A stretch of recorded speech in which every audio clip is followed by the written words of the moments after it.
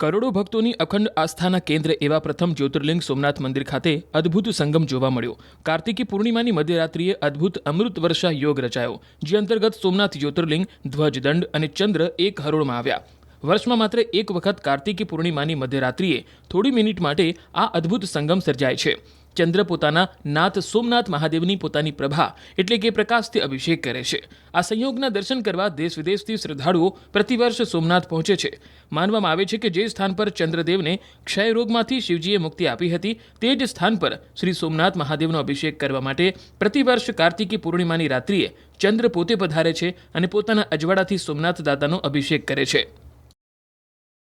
કાર્તિકી પૂનમના દિવસે રાત્રે 12 વાગે વિશેષ મહાઆરતી કરવામાં આવે છે, મહાપૂજા કરવામાં આવે છે અને ખાસ કરીને કાર્તિકી પૂનમના દિવસે ચંદ્રમાં બરાબર રાત્રે 12 વાગે ભગવાન સોમનાથજીના મંદિરના શિખર ઉપર એટલે કે સીધી લીટીમાં એનું દર્શન થાય છે।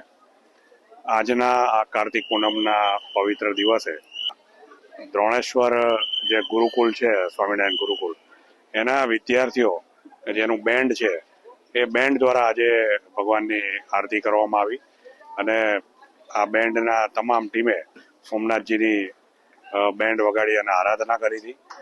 ખાસ કરીને કાર્તિક પૂનમના રાત્રિએ મોટી સંખ્યામાં લોકો ભગવાન સોમનાથના દર્શનાર્થે પધાર્યા હતા। કાર્તિકી પૂર્ણિમાનું વિશેષ મહત્વ હોય છે, કેમ કે ચંદ્રમા છે એની અમૃત વર્ષા આજના દિવસે ભગવાનનું શિવલિંગ, એનું શિખર અને ધજાદંડ પર આજના દિવસે આવતા હોય છે। બીજું એનું આજનું મહત્વ એવું હોય છે કે ત્રિપુરાસુર નામના રાક્ષસનો વધ મહાદેવે અહીંયા કરેલો હોય છે, જે આપણા જીવનમાં એનો અર્થ એવો થાય છે કે આપણે કામ, ક્રોધ અને મોહને આપણે એનાથી દૂર રહેવું જોઈએ। આવી ભગવાન આપણને આજના દર્શનથી પ્રેરણા આપે છે। કાર્તિકી પૂર્ણિમાના દિવસે સોમનાથ મહાદેવ પર ચંદ્રમાના આવવાથી એની જે અમૃત વર્ષા થાય છે એ આપણને ખૂબ જ પોઝિટિવ અને મનને સ્થિર રાખવાની એનર્જી પ્રાપ્ત કરે છે। કરોડો ભક્તોની અખંડ આસ્થાના કેન્દ્ર એવા પ્રથમ જ્યોતિર્લિંગ સોમનાથ મંદિર ખાતે અદ્ભુત સંગમ જોવા મળ્યો। કાર્તિકી પૂર્ણિમાની મધ્યરાત્રિએ અદ્ભુત અમૃત વર્ષા યોગ રચાયો, જે અંતર્ગત સોમનાથ જ્યોતિર્લિંગ ધ્વજદંડ અને ચંદ્ર એક હરોળમાં આવ્યા।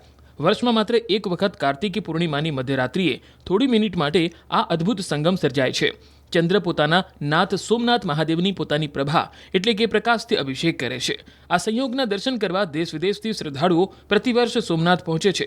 માનવામાં આવે છે કે જે સ્થાન પર ચંદ્રદેવને ક્ષય રોગમાંથી શિવજીએ મુક્તિ આપી હતી, તે જ સ્થાન પર શ્રી સોમનાથ મહાદેવનો અભિષેક કરવા માટે પ્રતિવર્ષ કાર્તિકી પૂર્ણિમાની રાત્રિએ ચંદ્ર પોતે પધારે છે અને પોતાના અજવાળાથી સોમનાથ દાદાનો અભિષેક કરે છે।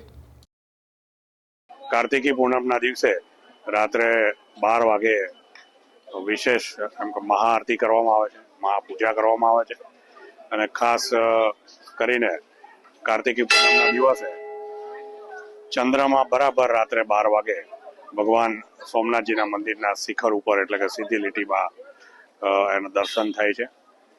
આજના આ કાર્તિક પૂનમના પવિત્ર દિવસે દ્રોણેશ્વર જે ગુરુકુલ છે, સ્વામિનારાયણ ગુરુકુલ, એના વિદ્યાર્થીઓ જેનું બેન્ડ છે, એ બેન્ડ દ્વારા આજે ભગવાનની આરતી કરવામાં આવી અને આ બેન્ડના તમામ ટીમે સોમનાથજીની બેન્ડ વગાડી અને આરાધના કરી હતી।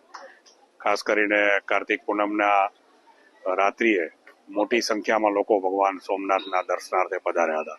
કાર્તિકી પૂર્ણિમાનું વિશેષ મહત્વ હોય છે, કેમ કે ચંદ્રમા છે એની અમૃત વર્ષા આજના દિવસે ભગવાનનું શિવલિંગ, એનું શિખર અને ધજાદંડ પર આજના દિવસે આવતા હોય છે।